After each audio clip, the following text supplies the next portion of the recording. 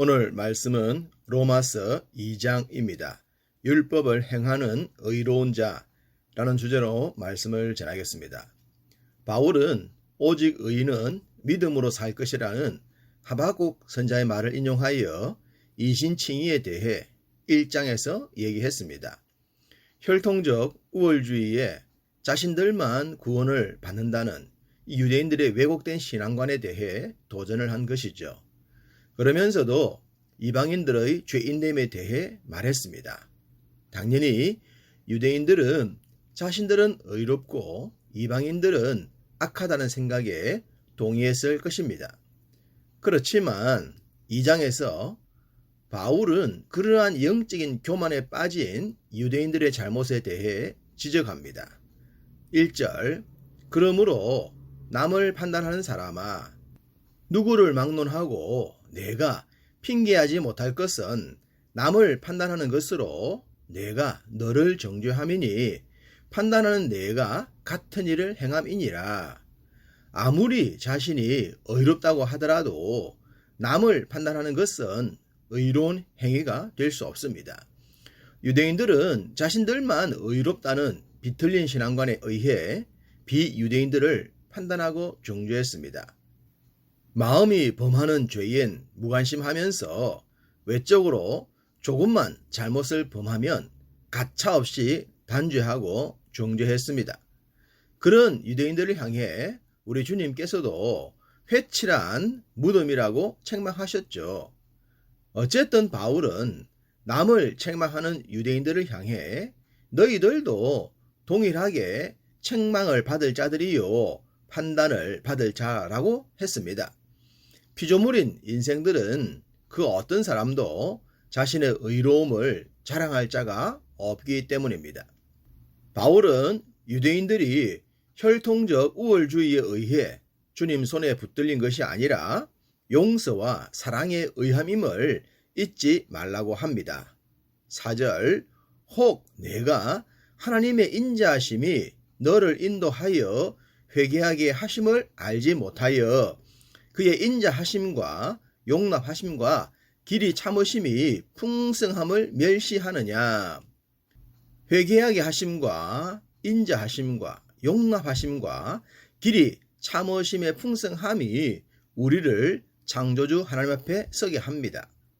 우리의 잘남 때문이나 혈통적 우월에 의함이 아니라는 말입니다.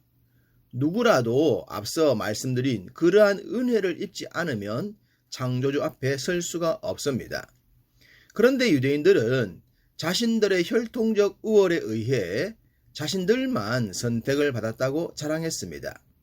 이 말을 하고 있는 바울도 한때 그러했던 사람이었죠. 그렇지만 복음의 은혜를 알고 난 뒤엔 그런 자신이 부끄러웠고 그래서 동족들을 향해 더욱 날선 말씀을 날리고 있는 것입니다. 너희가 어떻게 하나님의 그런 은혜를 멸시하느냐? 라고 말합니다. 그러면서 회개하지 않고 주신 은혜를 망각하는 행위는 하나님의 진노를 쌓는 것이라고 했습니다. 스프링을 누르면 누를수록 반발 계수가 높아집니다. 진노가 쌓이는 것도 그러합니다. 지금 당장 문제가 없어 보인다고 문제 없다고 착각하는 것은 어리석음입니다. 쌓였다가 터지면 더 크게 터지고 더 심각한 문제를 가져옵니다. 그러니 어리석은 자들처럼 하나님의 진노를 쌓지 말라고 한 것입니다. 바울은 유대인들에게 구원의 은혜가 먼저 임했듯이 하나님의 은혜를 저버렸을 땐 심판의 재앙도 먼저라고 합니다. 9절, 악을 행하는 각 사람의 영에는 환난과 곤고가 있으리니 먼저는 유대인에게요 그리고 헬라인에게며. 유대인들은 환난과 곤고, 책망과 저주, 심판과 지옥은 자신들과 무관하다고 착각했습니다. 그런 것은 할례받지 않은 이방인들의 것이지 자신들과는 관계가 없다고 자랑했습니다. 이런 오만과 자만심이 예수님조차 십자가에 못을 받게 한 것입니다. 그리고 복음 전달자 바울을 살해하기 위해 암살단까지 결성할 정도가 되었습니다. 왜곡된 신앙이 얼마나 무서울 수 있는지를 보여줍니다. 지금도 영적인 교만에 빠진 자들은 그런 모습을 보여줍니다. 요 며칠 전 고깃집에서 난동을 부린 여 목사님과 딸에 대한 뉴스가 있지 않았습니까? 우리가 그냥 들어도 불신자보다 못하잖아요. 이런 모습은 철저히 왜곡된 신앙관에서 나왔다고 봐야 합니다.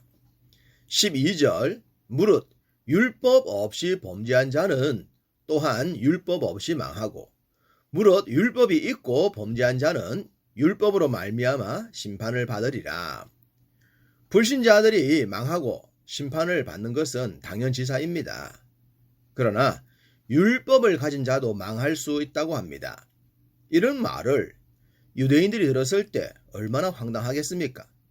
자신들은 율법의 유일한 특혜자라고 생각했을 텐데 말이죠. 이렇게 유대인들의 왜곡되고 오만한 생각을 지적한 후 더 중요한 메시지를 전달합니다. 13절 하나님 앞에서는 율법을 듣는 자가 의인이 아니요 오직 율법을 행하는 자라야 의롭다 하심을 얻으리니. 유대인들은 태어날 때부터 율법을 귀에 달고 살았습니다. 특별히 율법의 아들이라고 해서 성년식을 행할 때까지 모세오경을 외울 정도로 율법과 가까이 지냈죠. 그렇지만 그들이 아무리 율법 내용에 능하고 율법적 지식이 뛰어나다고 하더라도 율법, 곧 성경이 말씀하시는 바를 행하지 않으면 무용지물입니다. 율법이 말하는 사랑과 무관하게 판단하고 정죄하며 외식적 행동으로 일관한다면 하나님이 인정하시는 의로움과는 거리가 먼 것입니다. 또한 율법의 완성자이신 예수 그리스도를 만나지 못하면 결국 외식주의와 형식주의자로 전락하고 마는 것입니다. 율법에 능하니 자칭 의로운 자라고 착각하면서 말입니다.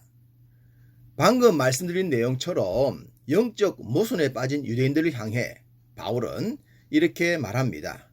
20절 율법에 있는 지식과 진리의 모본을 가진 자로서 어리석은 자의 교사요 어린아이의 선생이라고 스스로 믿으니.